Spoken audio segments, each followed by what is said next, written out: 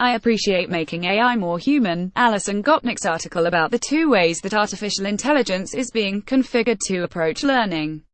In top-down methods, such as Bayesian models, abstract concepts are used to create a hypothesis and predict which patterns of data should be seen if it is true.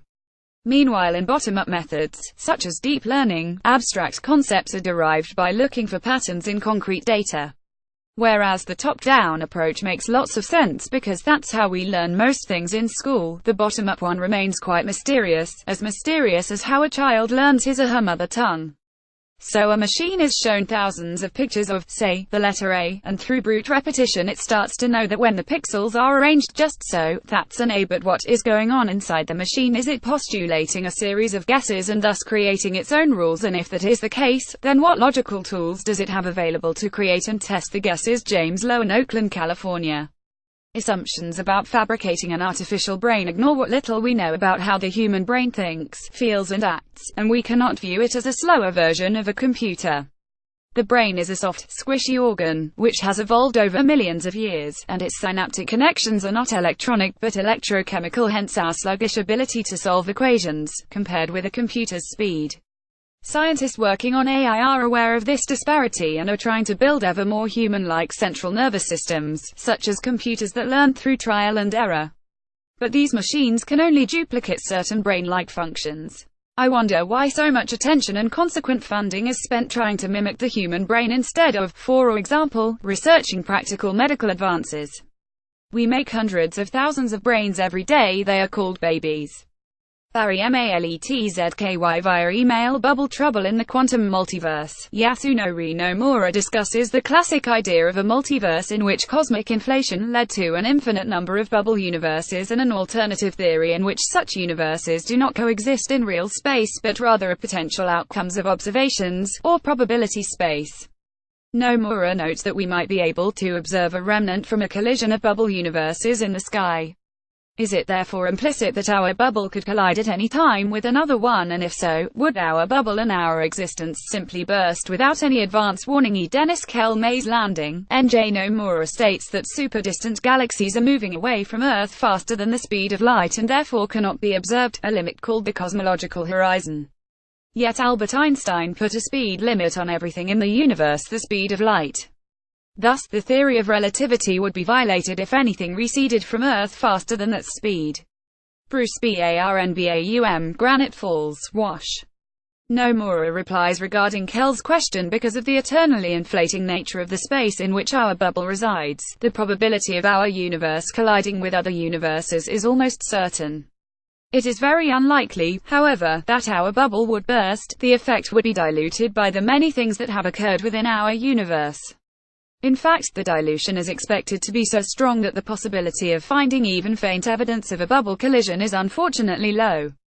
In response to Barnbaum, there is no contradiction here. If we define the velocity as the change of the physical distance divided by time, then distant objects to recede from us faster than the speed of light, but this is only because space is expanding. The objects are not actually propagating faster than light. Cosmos consensus. Nomura describes the concept of a multiverse as arising from the theory of inflation.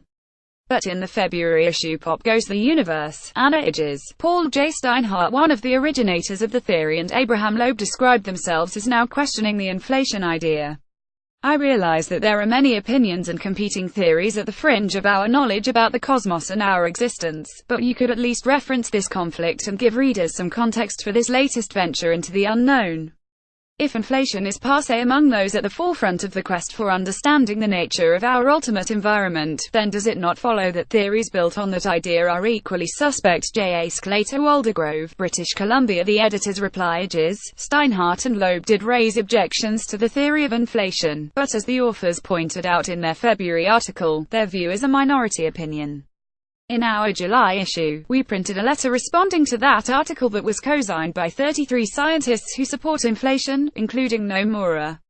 Although the ultimate verdict on inflation is still out, we believe both articles represent important and legitimate scientific viewpoints, so we invited the authors to present their ideas to readers directly. Alternative Archaeology and Romance of the Vanished Past. Skeptic Michael Shermer argues against my book Magicians of the Gods, which describes the possibility of a forgotten episode of civilization in prehistory. Shermer's article is a shallow and tendentious treatment of a complex subject that does not take proper account of rebuttals to critical attacks on the Younger Dryas impact hypothesis, in which a comet strike more than 12,000 years ago caused the megafaunal extinction in North America, and misrepresents the state of the argument around my theory that this event wiped out an advanced human society as well. Please inform your readers that in May, Shermer held a live online debate with me on the Joe Rogan Experience, episode 961, that covered these subjects in much greater depth and afforded me the possibility of presenting a proper rebuttal. It is available at http://bit.ly/2rr6i Graham Hancock via email SHERMER replies. If I had to distill the hours of my debate with Hancock into one central point, it would be the importance of philosopher Karl Popper's idea of falsifiability in science, that scientific theories make predictions that observations can prove to be incorrect. What would it take to falsify Hancock's theory further? Outsider scientists in general, and alternative archaeologists such as Hancock in particular, can and do make important contributions, but only if their paradigm-challenging ideas not only explain why an accepted theory is wrong but also why the evidence better fits their theory.